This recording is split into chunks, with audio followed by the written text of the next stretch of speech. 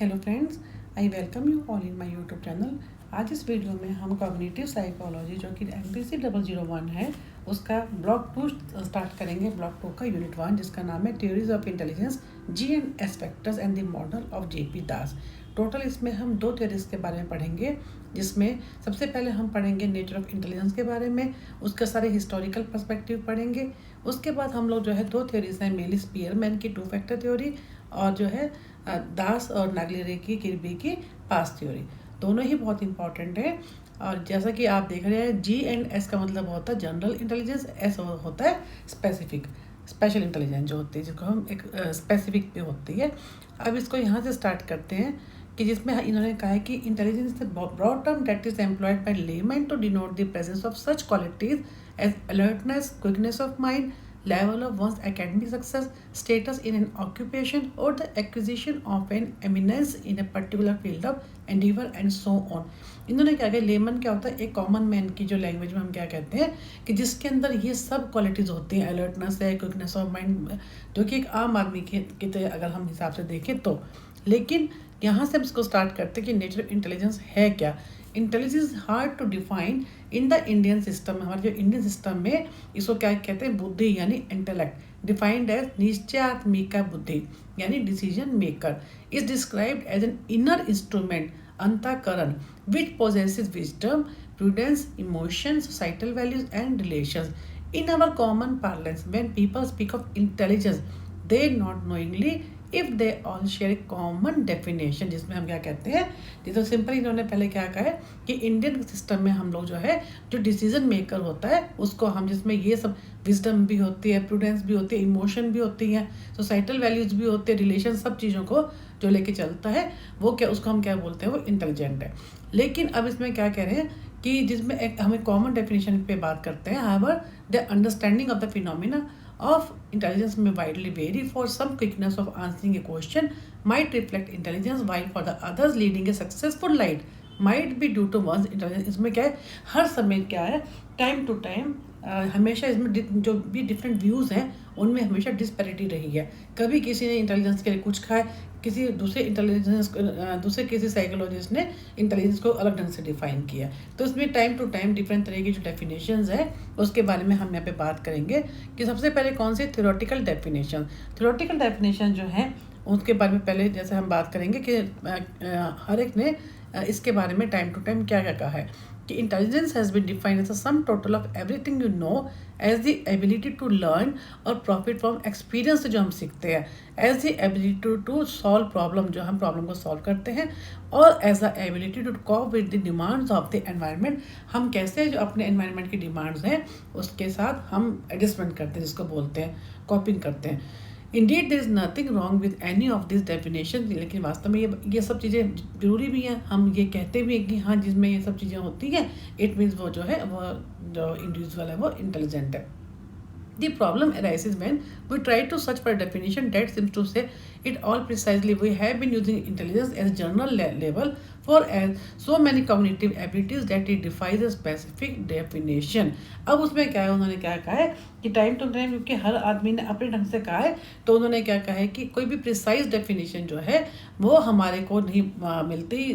Generally हम जब जैसे कहते हैं ये तो जनरल बातें हैं कि जिसके अंदर ये सब चीज़ें होती हैं, कोई स्पेसिफिक डेफिनेशन जो है जो कि ये जो ऊपर जो डेफिनेशन दे रखी हैं, जो क्वालिटीज़ दे रखी हैं, वो तो कॉग्निटिव एबिलिटी है, किसी के अंदर भी वो कॉग्निटिव एबिलिटी होती है सारी। लेकिन वो कोई एक जिसको हम ये नहीं कह सकते कि जिसके अंदर ये जब सारी जो है कॉग्निटिव एबिलिटीज़ हैं वो इंटेलिजेंट भी है। तो उसके लिए इन्होंने क्या किया है कि 1921 में एक symposium was organise to define intelligence. एक सिम्पोजियम का, एक सेमिनार का, एक मीटिंग का ऑर्गेनाइज किया गया किसके लिए, टू डिफाइन इंटेलिजेंस, क्योंकि वो जो ऊपर वाली जो क्वालिटीज है they are all cognitive abilities. तो 13 psychologist specialising in the area of intellectual assessment consider the definitional aspects में क्या किया, जो इस सिम्पोजियम था इसमें 13 साइकोलॉजिस्ट ने पार्टिसिपेट किया। उन्होंने अपने अपने ढंग से इसके बारे में बताया कि जो इंटेलिजेंस क्या होती है। This symposium proceedings published in A special issue of journal of educational psychology reveal. अब जो ये जो 13 लोगों की जो थी सबकी अपनी ओपिनियन, उसको एक जर्नल में ऑफ एजुकेशन साइकोलॉजी में इन सब के बारे में along with all the symposium proceeding सब कुछ ये पब्लिश हुआ। रिवील क्या वहाँ से क्या मालूम होता है कि that the experts had 13 different views, क्योंकि 13 लोग थे तो 13 लोगों ने अपने अपने डिफरेंट व्यूज़ दिए on the nature of intelligence. Some of the definitions given by the experts are given below. कौन कौन सी है कि intelligence that is to say reasoning, judgement, memory and the power of abstraction. ये जो है बीनिया ने 1890 में कहा कि, और इसके साइटेड देखियो कहा बीनिया ने 1890 में, और सेटलर ने इसको 1988 में इसको साइट किया अपने किसी जर्नल की उसमें कोट की है। फिर इंटेलिजेंस, इसके अलावा स्टर्न ने क्या कहा 1914 में कि intelligence is a general capacity of the individual consciously to adjust his thinking to new requirements, कि कैसे हम लोग जो है अपनी नई रिक्वायरमेंट जो एनवायरनमेंट में होती है उसके हिसाब से अपने आप को जो अडेप्ट करते हैं, कैसे एडजस्ट करते हैं, वो जो एक कैपेसिटी होती है हमारी general, that is called the intelligence. तो हर ने टाइम टू टाइम अपने हिसाब से अलग अलग जो लोगों ने अलग अलग जो है डेफिनेशन दी है। और टर्मन ने 1921 में क्या कहा कि an individual is intelligent in proportion as he is able to carry an abstract thinking. सब वही ना, सब लोगों ने अपने, बीनिया ने अलग कहा, स्टर्न ने अलग कहा, टर्मन ने अलग कहा, स्पीयरमैन ने क्या कहा कि intelligence is the capacity of organism to adjust itself to an increasing complex environment, क्योंकि जिस एनवायरनमेंट में हम रहते हैं उसके डे टू डे की जो रोज़ाना डिमांड्स होती हैं जो उसके साथ एडजस्ट कर लेता है, वो क्या होता है, उसको हम क्या कहते हैं, इंटेलिजेंस। आपके इन 1986 Sternberg and determine found that 24 prominent scholars had 24 different definition. अब क्या, अगेन पहले हमने एक उसकी सिम्पोजियम की बात की, अब हम बात करेंगे 24 डिफरेंट जो है प्रोमिनेंट स्कॉलर्स थे, उन्होंने भी अलग ढंग से 24 जो डेफिनेशन दी इंटेलिजेंस की। And Sternberg 1997 has attempted a comparison of two survey. अब एक तो वो जो हमने ऊपर किए 1921 का, एक ही आ गया हमारा, अब इन दोनों को जो है कंपेरिजन किया। He has remarked that in the 1921 survey the elements that appeared most often in the definition were कौन कौन से। अब इधर जो दोनों सर्वे हुए, एक तो वो सिम्पोजियम का और एक ये वाला जो है 1986 का, दोनों को कंपेयर करके एक कॉमन बातें निकाल ली क्या कि उसमें उन्होंने क्या देखा कि higher level ability such as abstract reasoning, सभी ने जो 13 लोग आए थे उन्होंने किस पे मेन फोकस किए, एब्स्ट्रैक्ट रीजनिंग पे, मेंटल रिप्रेजेंटेशन पे, प्रॉब्लम सॉल्विंग पे एंड डिसीजन मेकिंग पे। और दूसरा उस पर किस पे का, एबिलिटी टू लर्न, कैसे हम उसको किस चीज़ को लर्न करने के लिए तैयार रहते हैं, and adaptation to meet the demands of the environment. तो इन्होंने क्या कहा कि जो 1921 के सर्वे में ये जो 13 लोग आए थे, जो 13 डिफरेंट उनके ओपिनियन थे रिगार्डिंग इंटेलिजेंस, उसमें से ये सब कॉमन चीज़ें हैं जो निकल के आई। उनके बेस पे उन्होंने कहा कि ये लोग, इन्होंने क्या कहा कि ये जो जिसमें ये सब कैरेक्टरिस्टिक होती हैं वो जो है इंटेलिजेंट होता है। इन दी 1986 सर्वे, जैसे अभी हमने कि 24 स्कॉलर्स का जो था, उसमें क्या थे मोस्ट कॉमन एलिमेंट्स क्या थे कि हायर लेवल एबिलिटीज़ डेट, और एक तो वो जो बहुत हायर एबिलिटी होती हैं और which is valued by culture, culture से भी एक्सेप्टेड होती हैं, एग्जीक्यूटिव प्रोसेस, ये जो स्टर्नबर्ग ने कहा। तो ये उन्होंने किया जो है 19 जो ऊपर वाला था वो 1921 के सर्वे की फाइंडिंग्स थी, और ये जो है 1986 का जो है स्टर्नबर्ग एंड डिटरमन ने फाइंड किसने किया कि 24 प्रोमिनेंट स्कॉलर्स ने क्या कहा था उसके लिए।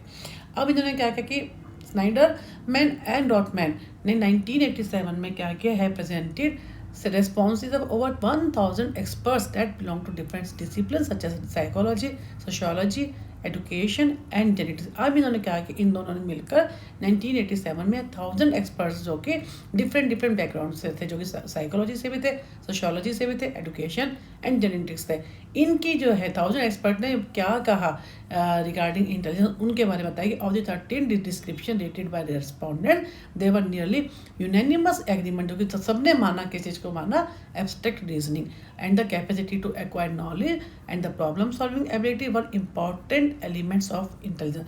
अब इन्होंने जो है 13 उसमें एरियाज में बांट दी, देखिए इस टेबल में दिखा रखा है, डिस्क्रिप्टर जो है ये 13 है और रेस्पोंडेंट के जो परसेंटेज है उसको दिखाया हुआ। तो आप देखेंगे इस टेबल में हाईएस्ट जो रिस्पॉन्स है 99.3 जो आया है वो एब्स्ट्रैक्ट थिंकिंग पे आया, रीजनिंग पे, यानी मेजोरिटी जो थी वो उन्होंने क्या कहा, जो इंटेलिजेंस जो होती है वो एब्स्ट्रैक्ट थिंकिंग पे बेस्ड होती है, जिसमें रीजनिंग होती है, उसके बाद फॉलोड बाय 97.7 ने क्या कहा कि प्रॉब्लम सॉल्विंग जो एबिलिटी होती है वो भी इंटेलिजेंस होती है। फिर कैपेसिटी टू एक्वायर नॉलेज, जो हम नया सीखने के लिए, नया एक्वायर करने के लिए हमारे में क्या कैपेसिटी है, कितना उसके लर्निंग के लिए हम एग्री करते हैं, कितना हम तैयार है और कितने हमारे में उसको सीखने के लिए कैपेसिटी है, वो सब क्या हो गया उन बताया 96 ने। सिमिलरली जो जनरल नॉलेज जो 88, उसके होते होते जो सबसे लास्ट में जो बताया है उन्होंने सेंसरी एक्विटी, गोल डायरेक्टेडनेस और अचीवमेंट मोटिवेशन, ये सब जो है ये इनमें क्योंकि कम स्कोर है तो इसका मतलब ये जो है इंटेलिजेंस से रिलेटेड नहीं, या इनका बहुत कम जो है इनका रिलेशन है इंटेलिजेंस से। तो इन्होंने क्या कहा कि ये सब जो है डेफिनेशन उन्होंने क्या कहा कि most of the early definition as well as recent ones include the elements that have been given above and we will mention a couple of recent definition. अब इन्होंने अगेन जो है डेफिनेशन दे दी है, बैचलर की जो है बहुत इंपॉर्टेंट ये डेफिनेशन है जो आप इसको याद भी कर सकते हैं कि intelligence as a hypothetical construct जिसको हम एज्यूम करते हैं is aggregate or global capacity of an individual, जो कि इंडिविजुअल की ग्लोबल कैपेसिटी है या एग्रीगेट सब चीज़ों के बहुत सारे जो हमारे एट्रीब्यूट्स होते हैं उनको मिला के बनती है to act purposefully, to think rationally and to deal effectively with his environment. कैसे हम अपने एनवायरनमेंट के साथ डील करते हैं, कैसे हम रैशनली सोचते हैं और कैसे जो हमारे जो हम काम करते हैं कैसे हम पर्पसफुली तरीके से करते हैं, बिना सोचे समझे नहीं करते। तो इस डेफिनेशन के अंदर सब कुछ ही आ जाता है कि इंटेलिजेंस जो है इन सब का सारे हमारे जो एट्रीब्यूट्स होते हैं इन सब का जो है कैसे हम एग्रीगेट है। तो मोर रिसेंटली फिर बैचलर ने क्या कहा कि defined intelligence as the capacity of an individual to understand the world about him and his resourcefulness to cope with its challenges. और इसके अलावा कि कैसे हम अपने जो है अपने वर्ल्ड को, अपने आसपास की दुनिया को हम समझते हैं और जो आने वाले जो चैलेंजेस हैं अपनी लाइफ में उनसे हम कैसे कोप अप करते हैं। तो ये सारी उन्होंने जो है डेफिनेशन के बारे में ही कहा है। यहाँ से हम बात करते हैं ऑपरेशनल डेफिनेशन। ये जो हमने अभी पहले की ये थ्योरेटिकल डेफिनेशंस थी, अब क्या ऑपरेशनल डेफिनेशन क्या कहती हैं, जिसमें क्या कहा है कि observing the diversity of theoretical definition 1921 सर्वे जो हमने अभी किया उसमें क्या कहा कि जो एब्स्ट्रैक्ट के ऊपर ज़्यादा फोकस किया था। Boring 1923 operationally defined intelligence is the what intelligence test measure. उन्होंने क्या कहा कि जो इंटेलिजेंस टेस्ट जो मेजर करते हैं वही इंटेलिजेंस है, ये ऑपरेशनल डेफिनेशन कहती है, जिसमें बोरिंग ने 1923 में कहा। You may notice that this operational definition side step the thorny conceptual problem of coming to grips with the true nature of intelligence but it does not solve it. ठीक है, उन्होंने ये तो कहा कि भाई जो इंटेलिजेंस टेस्ट है वो मेजर करते हैं, लेकिन वास्तव में ये भी सही नहीं है क्योंकि इसमें भी क्या है कॉन्फ्लिक्ट है। डिफरेंट लोगों ने डिफरेंट तरीके से इसको एक्सप्लेन किया है। उस टाइम में उन्होंने क्या कहा कि it gives us a definition we can start working with, क्या कि भाई हम इस पर ठीक है हम ये कह दें कि टेस्ट मेजर करते हैं, लेकिन वास्तव में ऐसा नहीं है। Most intelligence test have been constructed with the assumption that intelligence is some kind of general attribute है, कि वो इंटेलिजेंस तो एक जनरल एट्रीब्यूट है जो हमारे को क्या कहते हैं टेस्ट कहते हैं, मोर और less of which exist in everyone, जो कि किसी में कम है किसी में ज़्यादा और सभी में होती है, इंटेलिजेंस बाय बर्थ होती है, and which determines how individual will be able to deal with a problem situation. और ये डिटरमिन करता है कि एक इंडिविजुअल जो है अपनी प्रॉब्लम सिचुएशन में जब होता है तो कैसे उसको डील करता है। तो कहने का मतलब है कि however this sort of assumption is not supported by recent theoretical models of intelligence that will discuss next. अब ये ऑपरेशनल डेफिनेशन ने क्या कहा कि पहले उन्होंने क्या कहा कि जो टेस्ट मेजर करते हैं वही होता है, फिर उसके अलावा फिर जो बाद में इन्होंने क्या कहा कि जो इंडिविजुअल जो है कैसे अपने बिहेवियर को अपने एनवायरनमेंट के डिमांड के अकॉर्डिंग जो मॉडिफाई करता है उसके बारे में बात की, और जो कैसे जो एबिलिटी टू थिंक है रैशनली जो हमने अभी बैचलर की डेफिनेशन की उसके बारे में पढ़ा, और तीसरा क्या है एक्वायर न्यू इन्फॉर्मेशन जो हमने ऊपर, ये हमने सारे थ्योरेटिकल के बारे में पढ़ा। और ऑपरेशन में हमने क्या कहा कि जो टेस्ट मेजर करते हैं वो, लेकिन वास्तव में ये क्या कहते हैं, ये तो वो एट्रीब्यूट है जो कि सभी में होता है, किसी में कम किसी में ज़्यादा, कैसे हम अपनी प्रॉब्लम सिचुएशन को डील करते हैं। अब है हिस्टोरिकल पर्सपेक्टिव और individual differences and human abilities, इसके ऊपर जब हम बात करते हैं तो इसमें ये बिल्कुल रिसेंट है। इसके अंदर क्या है कि it is extremely surprising that in spite of tremendous advances in mathematical science by year 1800 systematic studies of human abilities were not undertaken until. Simple उन्होंने बताया कि जो है कैसे कैसे उसकी हिस्ट्री के बारे में impressed by Charles Darwin's origin of species, his cousin Francis Galton devoted increasing attention toward measurement of anthropological and psychological phenomena. यहाँ पे जो नाम दिया हुआ डार्विन है ओरिजिन ऑफ स्पीशीज के, उनका जो कज़न था फ्रांसिस गैल्टन, उन्होंने जो है काफ़ी काम किया है इसके ऊपर, इंटेलिजेंस के ऊपर। और उन्होंने क्या कहा है कि he coined the term mental, उन्होंने मेंटल टेस्ट के बारे में बताया and invented the first psychological test method to measure intelligence and ability. उन्होंने फर्स्ट जो है साइकोलॉजिकल टेस्ट जो है बताया किसके लिए, इंटेलिजेंस को और उसके एबिलिटी को मापने के लिए। ही फाउंडेड द फर्स्ट थ्योरी, उन्होंने लेबोरेटरी जो है फर्स्ट जो है लंदन में 1882 में जो है फाउंडेड की, जो है at which the visitors could take a battery of psychological test on fee paying basis. यहाँ पे लॉट्स ऑफ जो थे साइकोलॉजिकल टेस्ट थे जिसको हम जो है फी पे करके हम उनको यूज़ कर सकते थे। जो विजिटर्स थे वो आते थे और फी पे करके अपना जो साइकोलॉजिकल टेस्ट था वो कर लेते थे। Each visitor was tested on variety of physical sensory test.